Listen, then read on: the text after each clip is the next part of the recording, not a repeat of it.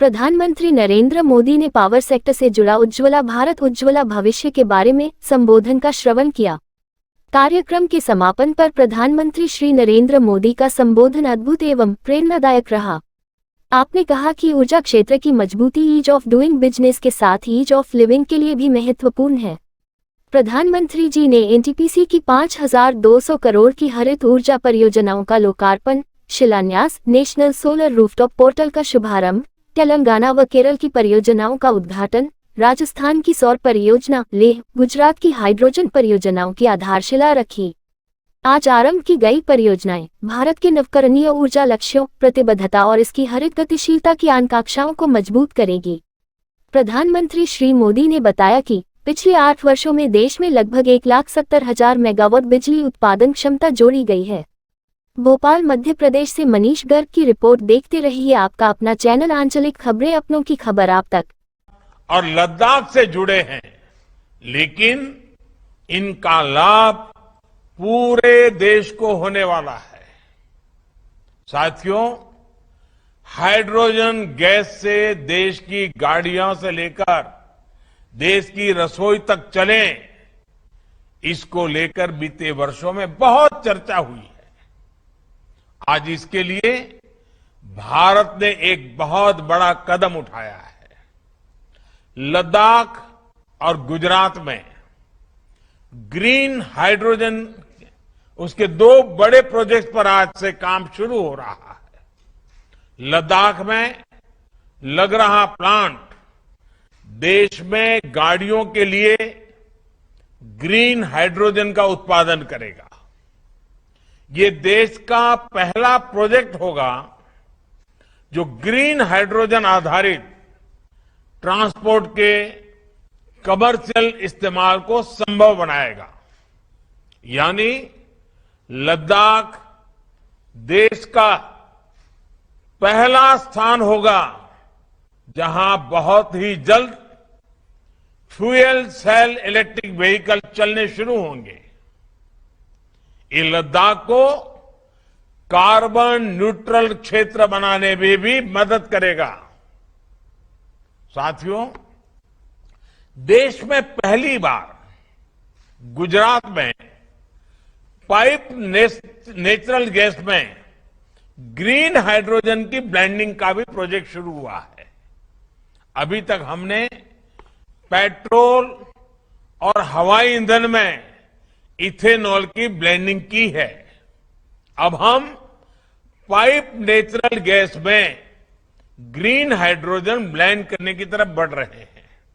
इससे natural gas के लिए विदेशी निर्भरता में कमी आएगी और जो पैसा विदेश जाता है वो भी देश के ही काम आएगा। साथियों, 8 साल पहले देश के पावर सेक्टर की क्या स्थिति थी, ये इस कार्यक्रम में बैठे सभी दिग्गज साथियों को पता है। हमारे देश में ग्रिड को लेकर दिक्कत थी, ग्रिड फेल हुआ करते थे, बिजली का उत्पादन घट रहा था, कटौती बढ़ रही थी, डिस्ट्रीब्यूशन सिस्टम पूरी डावाडोल थी। ऐसी स्थिति में 8 साल पहले हमने देश के पावर सेक्टर के हर अंग को ट्रांसफॉर्म करने का बीड़ा उठाया। बिजली व्यवस्था सुधारने के लिए 4 अलग अलग दिशाओं में एक साथ काम किया गया। जनरेशन, ट्रांसमिशन, डिस्ट्रीब्यूशन और सबसे महत्वपूर्ण कनेक्शन। आप भी जानते हैं कि ये सभी आपस में एक दूसरे से किस तरह से जुड़े हुए हैं। अगर जनरेशन नहीं होगा, ट्रांसमिशन डिस्ट्रीब्यूशन सिस्टम मजबूत नहीं होगा, तो कनेक्शन देकर भी कोई लाभ नहीं होगा। इसलिए ज्यादा से ज्यादा बिजली पैदा करने के लिए पूरे देश में बिजली के प्रभावी वितरण के लिए ट्रांसमिशन से जुड़े पुराने नेटवर्क के आधुनिकीकरण के लिए देश के करोड़ों घरों तक बिजली कनेक्शन पहुंचाने के लिए हमने पूरी शक्ति लगा दी।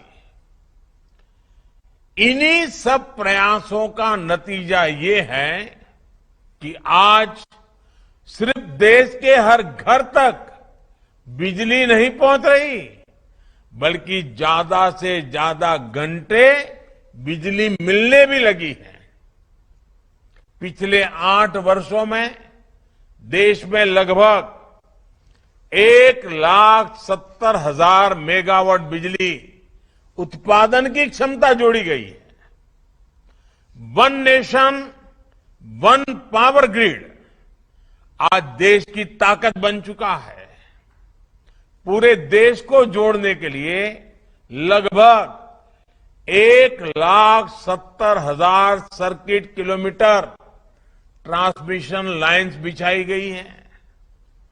सौभाग्य योजना के तहत लगभग 3 करोड़ बिजली कनेक्शन देकर हम सैचुरेशन के लक्ष्य तक भी पहुंच रहे हैं। साथियों, हमारा पावर सेक्टर एफिशिएंट हो, इफेक्टिव हो और बिजली सामान्य जन की पहुंच में हो, इसके लिए बीते वर्षों में निरंतर जरूरी रिफॉर्म्स किए गए हैं। आज जो नई पावर रिफॉर्म्स योजना शुरू हुई है, वो भी इसी दिशा में उठाया गया एक और कदम है। इसके तहत बिजली का नुकसान कम करने के लिए स्मार्ट मीटरिंग जैसी व्यवस्थाएं भी की जाएगी, जिससे एफिशिएंसी बढ़ेगी। बिजली का जो उपभोक्ता है, उसकी शिकायतें खत्म हो जाएगी। देश भर की डिस्कॉम्स को जरूरी आर्थिक मदद भी दी जाएगी, ताकि ये आधुनिक इंफ्रास्ट्रक्चर का निर्माण और आर्थिक रूप से खुद को सशक्त करने के लिए आवश्यक रिफॉर्म्स भी कर सके। इसमें डिस्कॉम्स की ताकत बढ़ेगी और जनता को पर्याप्त बिजली मिल पाएगी और हमारा पावर सेक्टर और मजबूत होगा। साथियों, अपनी एनर्जी सिक्योरिटी को मजबूत करने के लिए आज भारत जिस तरह रिन्यूएबल एनर्जी पर बल दे रहा है, वो अभूतपूर्व है। हमने आजादी के 75 साल पूरे होने तक 175 गीगावाट रिन्यूएबल एनर्जी ये कैपेसिटी तैयार करने का संकल्प लिया था। आज हम इस लक्ष्य के करीब पहुंच चुके हैं। अभी तक नॉन फोसिल सोर्सेज से लगभग 170 गीगावाट कैपेसिटी इंस्टॉल भी हो चुकी है। आज इंस्टॉल सोलर कैपेसिटी के मामले में भारत दुनिया के टॉप 4 या 5 देशों में है। दुनिया के सबसे बड़े सोलर पावर प्लांट्स में आज अनेक ऐसे हैं जो हिंदुस्तान में हैं, भारत में हैं। इसी कड़ी में आज 2 और बड़े सोलर प्लांट देश को मिले हैं। तेलंगाना और केरला में बने ये प्लांट देश के पहले और दूसरे नंबर के सबसे बड़े फ्लोटिंग सोलर प्लांट्स हैं। इनसे ग्रीन एनर्जी तो मिलेगी ही, सूर्य की गर्मी से जो पानी भाप बनकर उड़ जाता था, वो भी नहीं होगा। राजस्थान में 1000 मेगावाट क्षमता वाले single location solar power plant के निर्माण का भी आज से काम शुरू हो चुका है।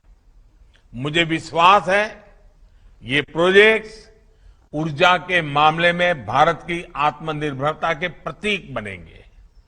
साथियों, अपनी ऊर्जा जरूरतों को पूरा करने के लिए भारत बड़े सोलर प्लांट लगाने के साथ ही ज्यादा से ज्यादा घरों में सोलर पैनल लगाने पर भी जोर दे रहा है। लोग आसानी से रूफटॉप सोलर प्रोजेक्ट लगा पाएं, इसके लिए आज एक नेशनल पोर्टल भी शुरू किया गया है। एक घर पर ही बिजली पैदा करने और बिजली उत्पादन से कमाई दोनों तरह से मदद करेगा। सरकार का जोर बिजली का उत्पादन बढ़ाने के साथ ही बिजली की बचत करने पर भी है।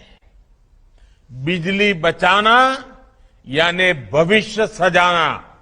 याद रखिए, बिजली बचाना मतलब बिजली बचाना, भविष्य सजाना। पीएम किसान योजना इसका एक बेहतरीन उदाहरण है।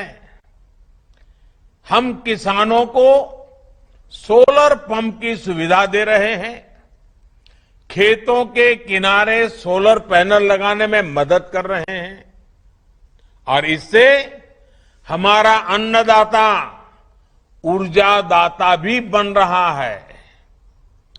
किसान के खर्च में भी कमी आई है और उसे कमाई का एक अतिरिक्त साधन भी मिला है। देश के सामान्य मानवी का बिजली का बिल कम करने में उजाला योजना ने भी बड़ी भूमिका निभाई है।